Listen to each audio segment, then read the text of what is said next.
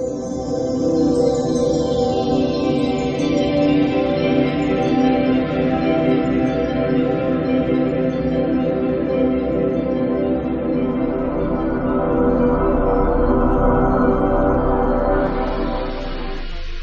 नारायण मित्रों, मैं राहुलेश्वर स्वागत करता हूं आपका भाग्य मंथन में।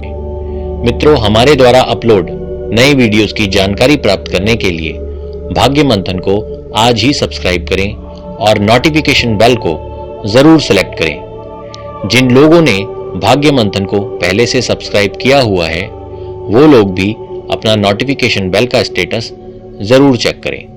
मित्रों, हमारे पास रोज ज्योतिष से संबंधित अलग अलग प्रकार की समस्याएं आती हैं, जिनका समाधान हम समय समय पर अपने वीडियोस द्वारा आप तक पहुंचाते हैं। हमारे पास विदेश यात्रा से संबंधित रोज कई ईमेल्स आते हैं, जिसमें वह जन्म कुंडली के माध्यम से विदेश यात्रा के बारे में जानना चाहते हैं। आज की वीडियो में हम जन्म कुंडली से विदेश यात्रा का पता लगाने के योग आपको बताएंगे, जिन्हें जानने के पश्चात आप स्वयं अपनी जन्म कुंडली देख इस निष्कर्ष पर पहुंच जाएंगे कि आपकी जन्म कुंडली में विदेश यात्रा के योग हैं या नहीं।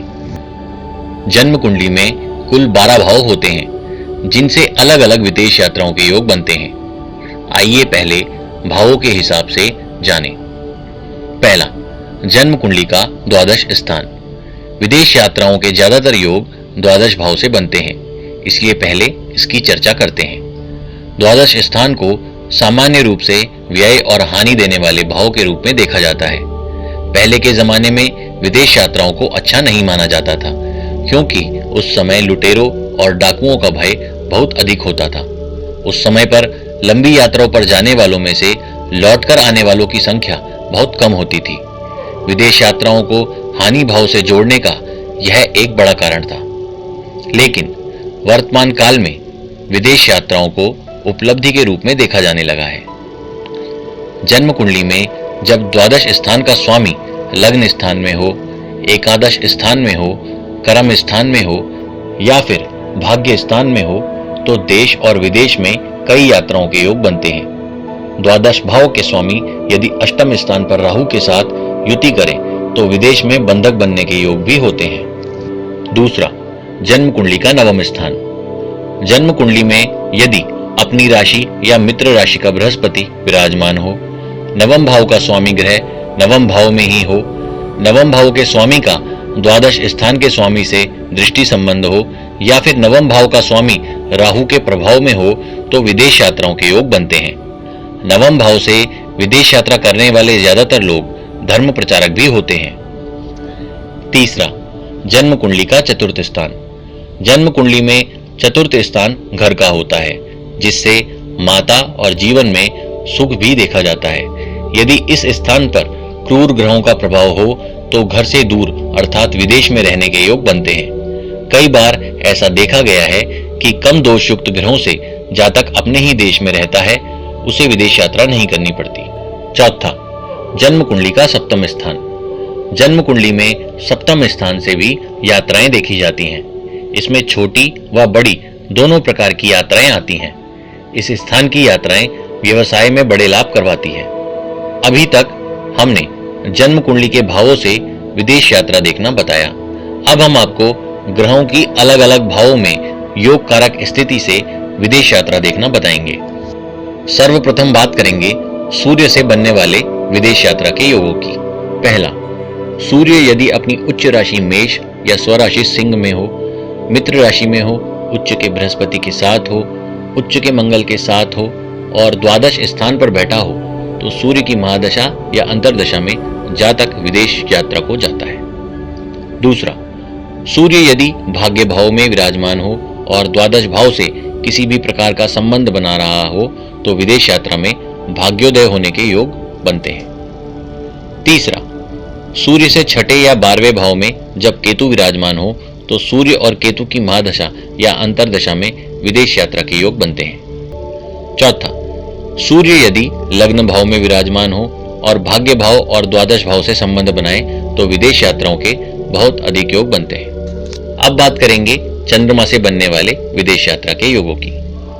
पहला, चंद्रमा जब अपनी उच्च राशि में विराजमान हो तो यात्राएं ज्यादा करवाते हैं।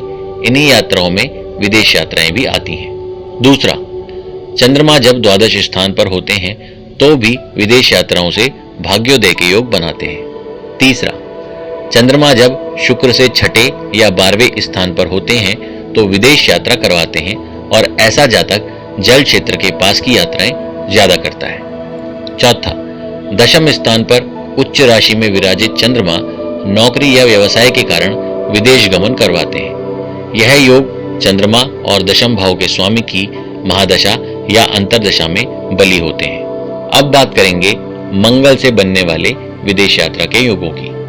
पहला, मंगल जब अपनी उच्च राशि में बैठकर द्वादश, दशम या भाग्य भाव से संबंध बनाते हैं तो विदेश यात्रा होती है।